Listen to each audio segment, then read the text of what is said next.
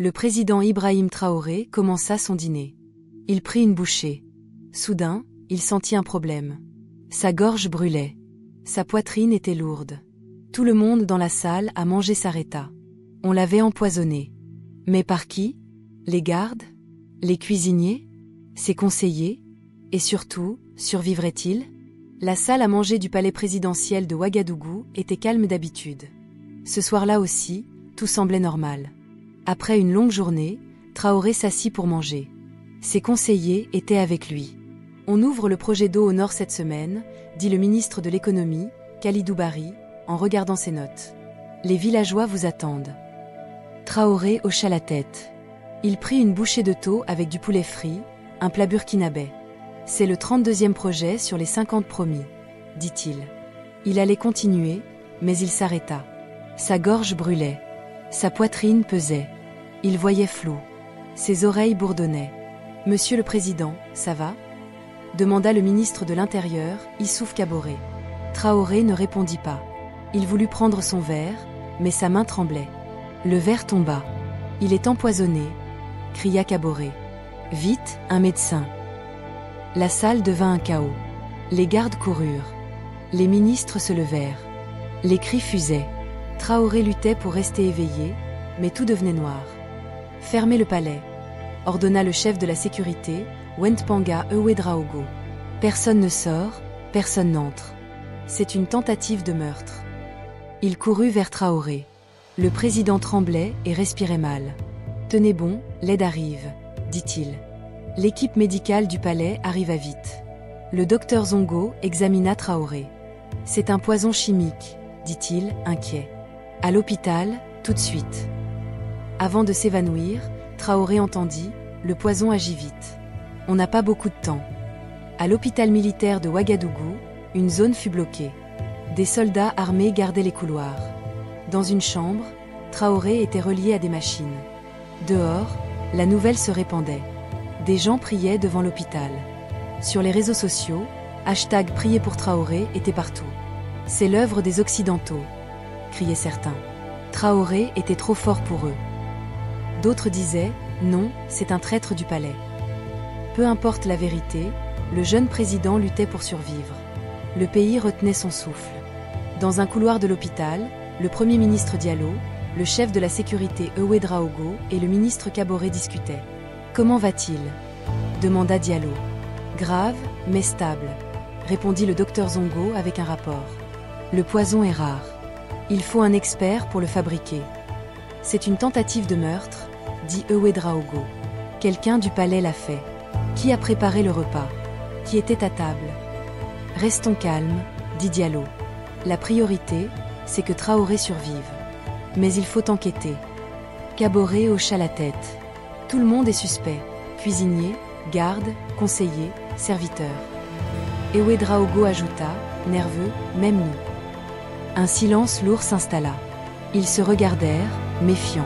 « Qui mènera l'enquête » demanda Diallo. « La police du palais? L'armée? Les services secrets ?» Et Ouedraogo secoua la tête. « Ils ont tous des amis et des ennemis du président. Il faut quelqu'un de l'extérieur. »« Mais qui ?» demanda Kaboré. À ce moment, à Ouagadougou, un homme de 63 ans écoutait la radio chez lui. Il s'appelait Maurice Sankara, ancien chef des services secrets. 3 ans plus tôt, Traoré l'avait démis de ses fonctions, l'accusant de travailler avec les Français. Il vivait sous surveillance. La radio annonça, le président Traoré a été empoisonné. Son état est grave. Le téléphone sonna. Un ancien collègue parla, Maurice, ils vont t'appeler. Sois prêt. Qui? Demanda Sankara. Le palais. Ils ont besoin de toi pour l'enquête. Sankara rit. Traoré me déteste. Il m'a accusé de trahison. Peut-être, répondit l'homme. Mais il ne sait pas à qui faire confiance. Toi, tout le monde sait que tu ne l'aimes pas. Si même toi tu l'aides, ils trouveront le coupable. Le lendemain, des voitures du palais arrivèrent chez Sankara. On a besoin de vous, dit un officier. Sankara monta dans la voiture. À l'hôpital, Diallo, Ouedraogo et Kaboré l'attendaient. Merci d'être venu, dit Diallo. Sankara répondit, froid, avais-je le choix? Vous m'avez accusé de trahison il y a 3 ans. Le pays a besoin de vous, dit Kaboré. Quelqu'un a empoisonné le président. Pourquoi moi? Demanda Sankara. Parce que vous êtes son ennemi, dit Diallo. Si même vous le sauvez, on trouvera le vrai coupable. Sankara demanda, que s'est-il passé? Kaboré expliqua. Hier soir, au dîner, Traoré a été empoisonné après quelques bouchées. Le poison est rare. Vous avez toute autorité pour enquêter, dit Diallo. Mais rapportez-nous tout d'abord. Sankara voulut voir Traoré. À l'hôpital, sous haute sécurité, il entra dans la chambre. Traoré était pâle, relié à des machines. Il semblait faible, mais vivant. Donnez-moi 10 minutes, dit Sankara au médecin. Seul avec Traoré, il parla, je ne vous aime pas. Vous avez ruiné ma carrière. Mais pas comme ça. Je veux trouver qui a fait ça. Pas pour vous, pour mon honneur. Sankara lut les rapports médicaux. Le poison était rapide, mais pas mortel. Pourquoi ne pas le tuer? Se demanda-t-il. À ce moment, Traoré ouvrit les yeux. Toi? Murmura-t-il. C'est toi? Non, dit Sankara. Je suis là pour vous sauver. Parce que celui qui vous a empoisonné fait du mal au Burkina Faso. Traoré s'évanouit à nouveau. Sankara sortit et dit à Ouédraogo, le poison n'était pas pour tuer. C'était un avertissement. Il faut enquêter au palais. Donnez-moi les dossiers de tout le monde, cuisiniers, serveurs, gardes, conseillers. Dans une salle du palais, Sankara étudia les dossiers avec 2 anciens collègues. Il demanda, comment le repas arrive-t-il à la table du président? Le chef cuisinier, Bamouni, expliqua, je travaille ici depuis 14 ans. J'ai préparé le thau et le poulet frit. Les ingrédients viennent de la ferme du palais. Tout est vérifié. Le serveur Souleymane l'a apporté à la table. Qui était à table? Demanda Sankara. Les ministres Kaboré, Bari, Zida et le chef de la sécurité Ouédraogo, répondit Bamouni. Sankara voulut parler à Souleymane, mais il avait disparu. Sa maison était vide. Son téléphone, éteint. C'est lui, dit Ouédraogo. Il a fait le coup et s'est enfui. Sankara secoua la tête. Trop simple. Il est probablement mort. Il a peut-être mis le poison, mais quelqu'un d'autre est derrière. Ils fouillèrent la maison de Souleymane et trouvèrent une enveloppe avec 10 000 €. Preuve d'un paiement, dit Sankara. Il demanda les vidéos de surveillance du palais. Dans la salle de sécurité, ils regardèrent les images. Mardi dernier, à 14h32, Souleymane parlait à quelqu'un dans le jardin du palais. C'était Hamidou Sawadogo, conseiller aux affaires étrangères. Stop sur cette image, dit Sankara. Sawadogo donnait une enveloppe à Souleymane. C'est lui, dit Ouédraogo. Peut-être, répondit Sankara. Ils firent venir Sawadogo. Il resta calme. J'ai donné de l'argent à Souleymane pour sa mère malade, dit-il. 10 000 €? Demanda Sankara. C'est généreux. Et pourquoi avez-vous retiré 50 000 € de votre compte à l'étranger il y a 2 semaines? Vous alliez fuir à Paris. Sawadogo paniqua. J'étais un intermédiaire, cria-t-il. Pour qui? Demanda Sankara. Un Français, Pierre Dumont. Il m'a contacté à Paris il y a 2 mois. Il voulait que j'influence la politique du Burkina Faso pour éloigner Traoré de la Russie et de la Chine. Et le poison? Demanda Sankara. Sawadogo trembla. Il voulait rendre Traoré malade, pas le tuer. Juste assez pour que le Premier ministre signe des accords. Mine d'or pour les Français, base militaire, partenariat économique. Où est Souleymane? Demanda Sankara. Je ne sais pas. Ils l'ont payé pour mettre le poison et fuir. Sankara rencontra Diallo, Ouédraogo et Kaboré. C'est les Français, dit Diallo. Ils n'aiment pas notre indépendance. Sawadogo est arrêté, dit Ouédraogo. Souleymane a disparu. Il est mort, dit Sankara.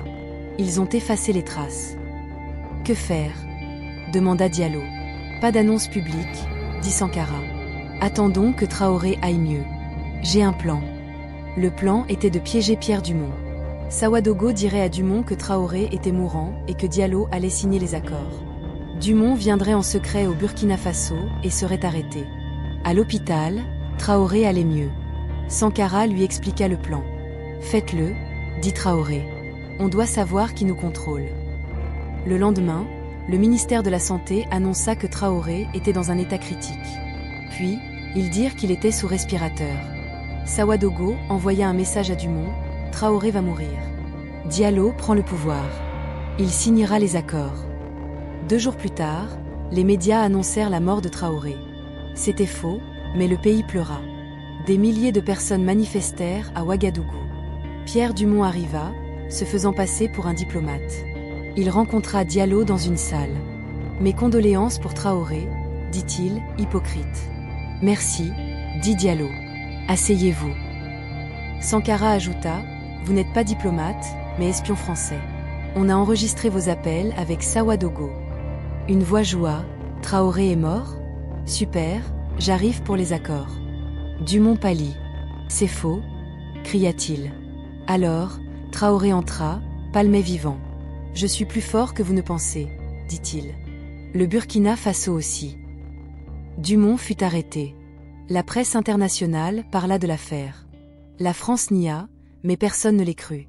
Traoré s'adressa au peuple. Cet empoisonnement était une attaque contre notre indépendance.